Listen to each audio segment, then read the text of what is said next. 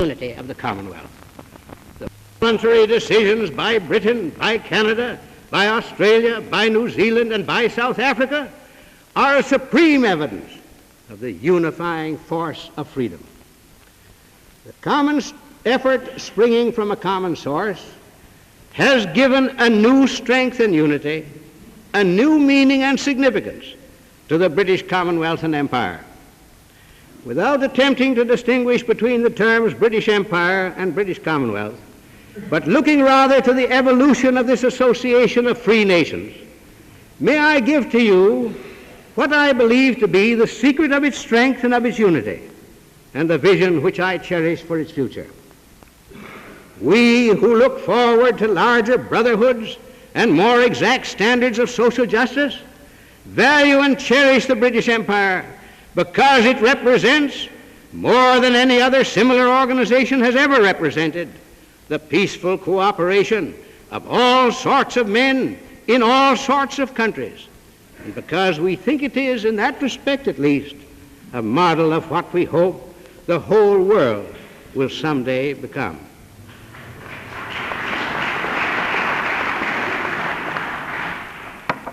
This vision, I need scarcely say, is not mine alone. The words in which I have sought to portray it are not even my own. They were spoken 37 years ago by one whose fame today is not surpassed in any part of the world, if indeed it has been equaled at any time in the world's history. They are the words of the present Prime Minister of Britain, uttered by Mr. Churchill in 1907. As they continue to reverberate down the years, they bring fresh inspiration to all who owe allegiance to the Crown, and increasing hope to mankind. Visions of youth sometimes die away and fade into the light of common day. They fade not because the vision is ever wholly lost, but because resolution wavers, because determination fails, because of seemingly insuperable obstacles. It has not been so with Mr. Churchill. He has not to ask whether his cooperation is capable of indefinite expansion. Therein lies the hope of the future. It is of the utmost importance to the Commonwealth that there should continue to be the greatest possible cooperation among its members. In like manner, it is, I believe, of the utmost importance to the future of mankind that after the war there should be the greatest possible cooperation among the nations of the world. Our wartime cooperation is not the product of any formal institutional unity. It is the result of agreement upon policies of benefit to all. Moreover, they are policies that make an appeal to all sorts of men in all sorts of countries, provided only they are men of goodwill. If at the close of hostilities the strength and unity of the Commonwealth are to be maintained, those ends will be achieved not by policies which are exclusive, but by policies which can be shared with other nations. I am firmly convinced that the way to maintain our unity is to base that unity upon principles which can be extended to all nations. I am equally sure that the only way to maintain world unity is to base it upon principles that can be universally applied. The war has surely convinced all nations, from the smallest to the greatest, that there is no help fashion a new world order in which social security and human welfare will become a part of the inheritance of mankind. The war has been none of our making. We sought above all else the promotion of peace, of understanding, and of goodwill. We deplored the extension of war to all parts of the world. Yet, in the perspective of time, this world-encircling danger may prove to have been a blessing in disguise.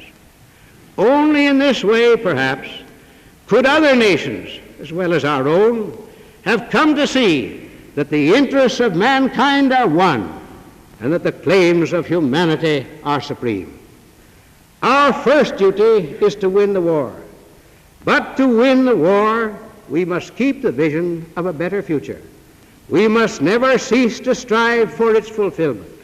No lesser vision will suffice to give the victory over those who seek world domination and human enslavement.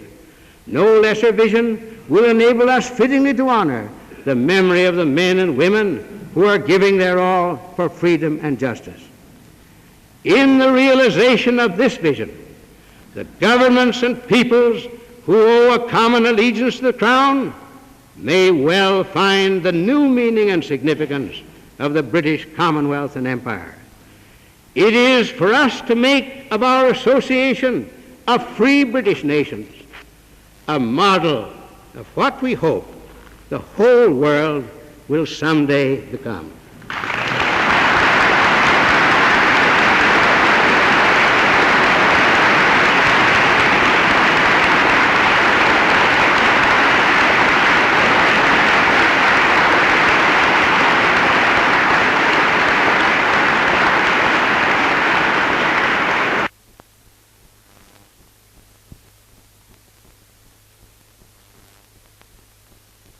The Lord Chancellor to propose a vote of thanks to our honoured guest.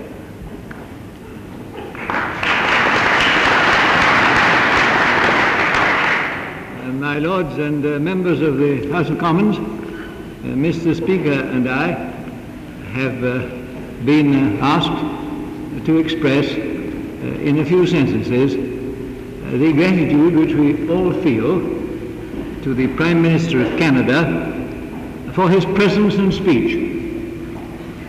The demonstration which followed the close of his address shows that indeed no long argument is needed. We are very grateful to Mr. Mackenzie King for saying with so much eloquence and vigor many wise and stimulating and hopeful things.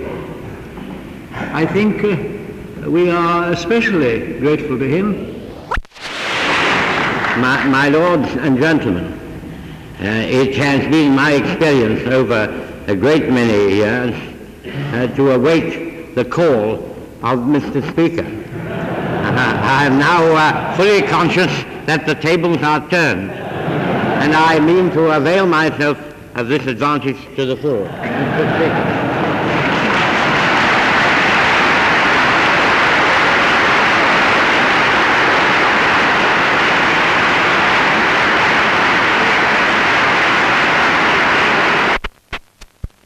To Mr. Mackenzie King, say aye.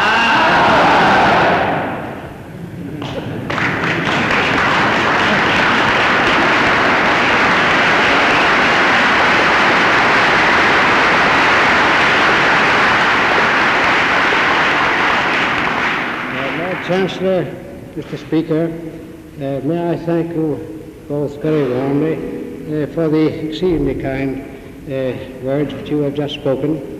May I thank you again, Prime Minister, for words that have touched my heart very deeply and which I believe will meet with a warm response in the heart of Canada.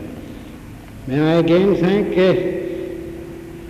the members of the House of Lords and the members of the House of Commons for their great courtesy in being present this afternoon in such numbers.